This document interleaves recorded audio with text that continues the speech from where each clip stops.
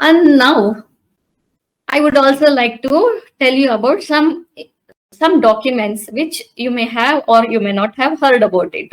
One such document is a release deed. Let me start with an example. In case if two friends have purchased a property jointly with an intention to develop the property, build something, and with such intentions, they may have purchased it jointly. But for some reason, later one of the purchaser or the joint owner or the co-owner wants to come out of the property. So he wants to release the property to another co-owner. So what happens? What do you say? How can that be possible? You may be thinking that the co-owner will have to execute a sale deed in favor of the other person who is holding the property, joint owner.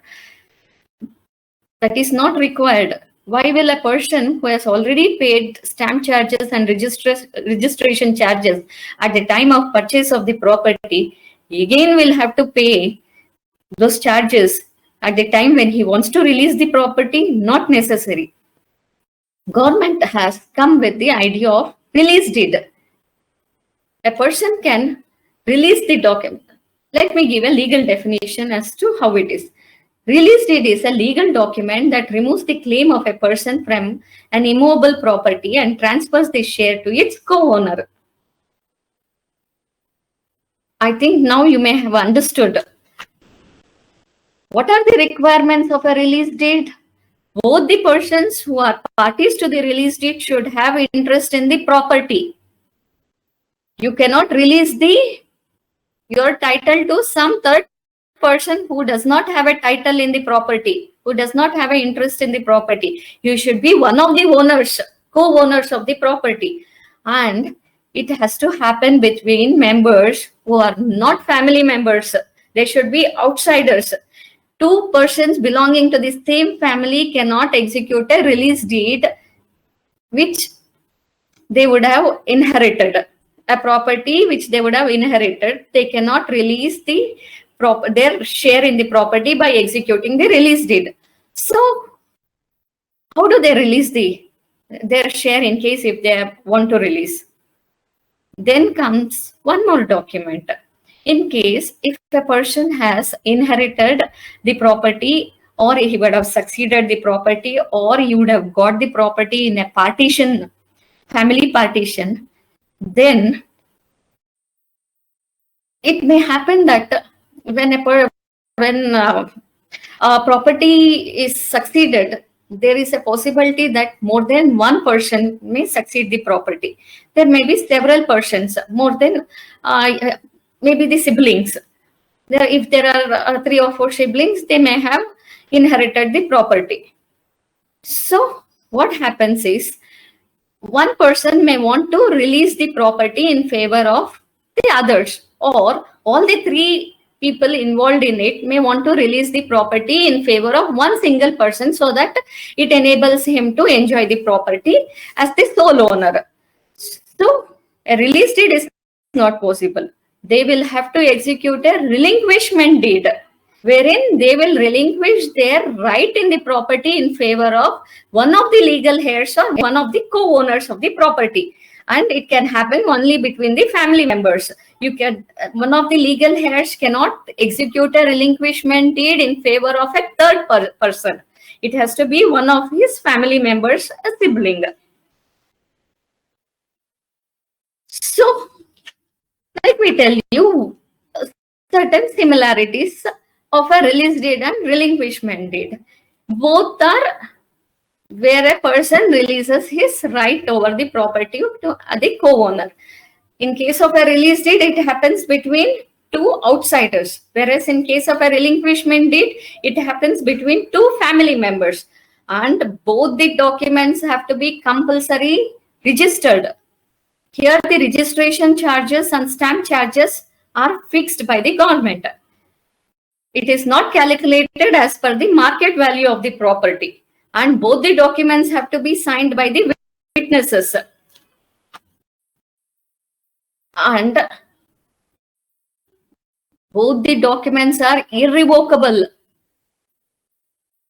today I execute a relinquishment deed or a release deed, and tomorrow I change the mind. I say that I do not want to release the property. It does not happen like that. Once you have executed a release deed, it reaches its finality and it is a irrevocable document. I think you have understood about this documents, release deed and relinquishment deed. There is a possibility that you may have heard of these documents or not, but anyway I felt that the knowledge of these documents is required.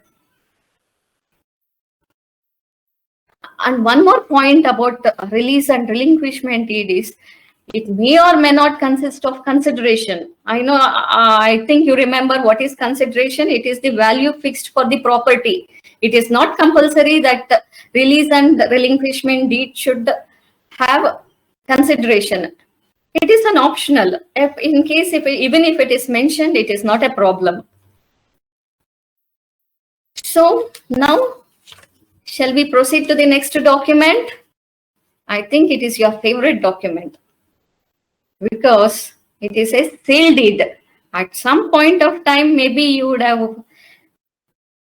want to hold a sale deed in your hand, or you may already be holding it in your hand. It is because everybody wishes to purchase a property.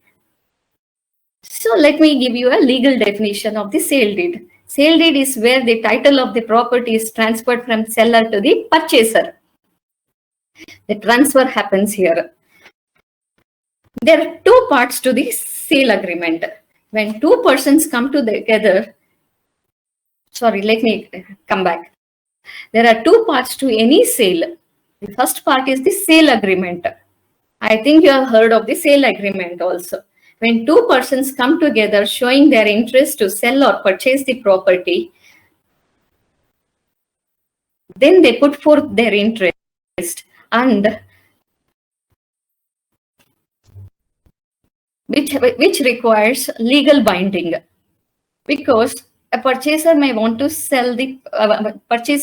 purchase a property, and the seller is interested in selling his property, and he would have fixed some sale consideration, and the purchaser is okay with the sale consideration, and he may show his interest to purchase the property. But for any sale to be completed, there are certain formalities to be completed also, such as on the day when the sale deed is registered, it is a must to that the property should, the kata of the property should be in the name of the seller, and up to date taxes have been paid on the property.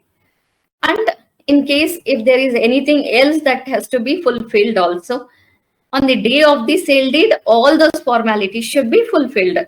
Or in case if the purchaser needs some time to arrange the consideration amount and request for some time, then both mutually agree to have the sale deed registered at some future point. It may be 1 or 2 months. So there must be some legal binding on this arrangement. The purchaser may pay some advance sale consideration.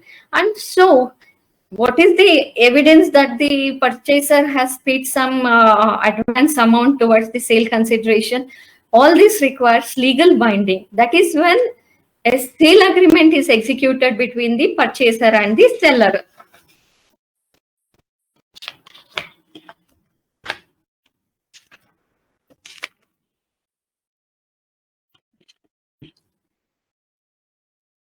There are certain very important clauses necessary at the time when the sale agreement is being executed. Lot of people, they do not know about this, and they have the sale agreement executed by just following a format which they may have come across someplace. They may not even approach the advocate for professional advice. So they have, because of which there have been lot of litigations before the court. So it is very important to have a proper sale agreement done, because sale agreement has a legal binding on both the parties. So what is this legal binding I am speaking of? There are certain clauses that have to be compulsorily mentioned in a sale agreement. Okay, I was speaking about certain sale procedures, like the kata of the property should stand in the name of the seller on the day of registration, and whatever remaining sale consideration is there, the said amount should be paid by the purchaser on the day of the registration. Well, in case after all those formalities have been completed, then well, a sale deed will get registered on the day when it is fixed in the sale agreement. In case if that does not happen, if either of the party, whether it is the purchaser or seller, defaults in performing his duty towards the sale agreement, then what happens? Such a clause, which means default clause, should always be mentioned in the sale agreement. It can be anything mutually agreed between the seller and purchaser. What could be the default? Sometimes the default clause will be, in case if the purchaser does not come forward to pay the remaining sale consideration and get the property registered, then the seller may get a notice issued to the purchaser and terminate the lease agreement and forfeit the advance sale consideration that would have been paid at the time of sale agreement. In case if the seller fails to come forward to execute the sale deed by accepting the remaining sale consideration, then the purchaser will have a legal right to approach the court for a specific performance. Now, what is this specific performance? Since the seller has failed to execute the sale deed, the purchaser would have approached the court with a prayer asking the court to execute the sale deed in his favor by accepting the remaining sale consideration amount. If this clause is not mentioned in your sale agreement, it is not possible. So it is very important that the clauses are clearly mentioned in the sale agreement. And registration of the sale agreement is not compulsory. Only in case if the possession, physical possession of the property is delivered at the time of the sale agreement, then the registration of the sale agreement becomes mandatory. And the registration is done by paying 1% of the market value of the property, and which amount will be deducted at the time of executing the sale deed. The registration charges that shall be paid at the time of registration of the sale deed, this 1% will be deducted, and registration of this document is compulsory, and along with 2 witnesses. And here the witness, it is always better if you have 1 witness from the seller side and 1 witness from the purchaser side. And in case, I would like to make a mention of one more very important thing. That is, if the property that you are purchasing was at one point a joint family property, or the property that was a part of the what is that? I was telling you about the release deed and relinquishment deed, where they would have inherited the property.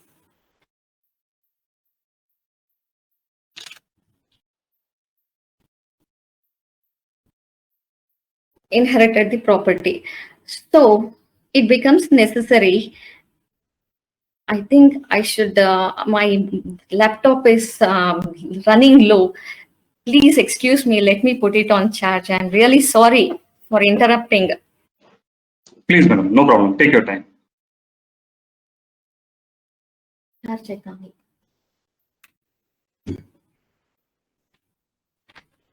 I'm sorry, sir. No problem. Okay. Kindly. I didn't want you to switch off in between. Okay. Yeah. I was telling you about the, in case if the property is a joint family property at one point, then it is always good to have all the legal heirs of the property to sign the sale deed as consenting witnesses. We do not know, because if some point in the future, if some of the legal heir, if he questions the validity of the sale deed, in order to rule out such a possibility, it is always better all the legal heirs sign the sale deed as consenting witnesses. Friends, I would also make I would always let it be considered as an advice to all of you. When you are purchasing the property, please approach an advocate for title reading, because title reading is absolutely important. In case after purchasing the property, if any of you realize that there is some other person still having the right in the property, for example, you would have purchased a property, it may be a ancestral property where several people will be having right in the property. You may have taken care of getting all of them before the sub-registrar to sign the document. In case if one person is excluded in that, then he has a right over, he will still continue to have a right over the property, and he can file a suit for partition and ask for setting aside the sale deed. He may ask the court to declare the sale deed as null and void. In order to avoid such litigations, it is always better to have a proper title reading before purchasing the document. You may have spent your lifetime earnings to purchase the property, so you should not look at some small amount that you may have to pay to the professional help that you may take. Please be diligent and aware of what the alertness is really important at such junctures, because you will only get a title what the seller will have. In case if he is having a good and a clear title, that is the title that you will get on purchase of the property. In case if he has a defective title, you will be purchasing a property with a defective title. Please try to understand, you will only buy what is there, and a person who is not diligent and alert, even the court will not come to his rescue. No. So there is a saying, there is a legal term which tells that the purchaser beware. Let the purchaser beware. He should take all the steps that are necessary at the time of purchase of the property. In case out of his carelessness, if he has not taken care to see that the title is correct, then nobody will come to his rescue, not even the court. So these are the requirements. Now that the sale agreement is completed and all the formalities of the sale are completed, there are certain requirements that one will have to look into at the time of registration of the sale deed. So what are the requirements of the sale deed? And these are, I am mentioning some very important clauses that will have to compulsorily reflect in any of the sale deed. The seller should have a clear title. Again, I'm speaking about the title. Any person who does not have a clear title can never sell a property having a clear title. So the sale deed should always consist of consideration. Any sale deed which does not mention consideration is not a complete sale. So all the sale deeds should mention the consideration, the value of the property. The third is, on the day when the sale happens, the physical possession should be delivered to the purchaser, and this clause should reflect in the sale deed. In case for any reason, if this clause about physical possession of the property being delivered does not reflect in the sale deed, then there is a possibility of a big dispute in the future, because the very possession can be questioned, and when it is not mentioned, it is very difficult for you to prove that you are in physical possession of the property.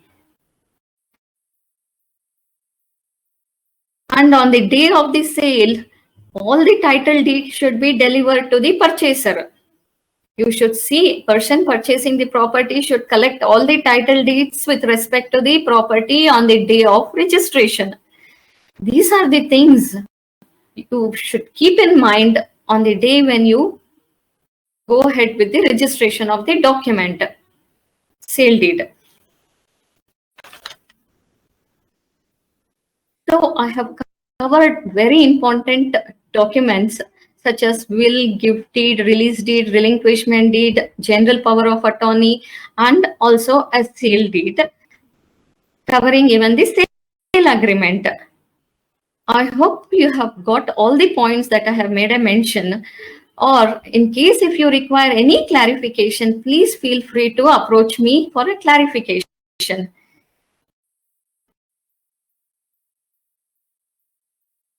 Thank you. Over to Mr. Hari Prasad, Hari Venkatesh. Thank you so much, ma'am. That was truly a session with a lot of knowledge and a lot of inputs.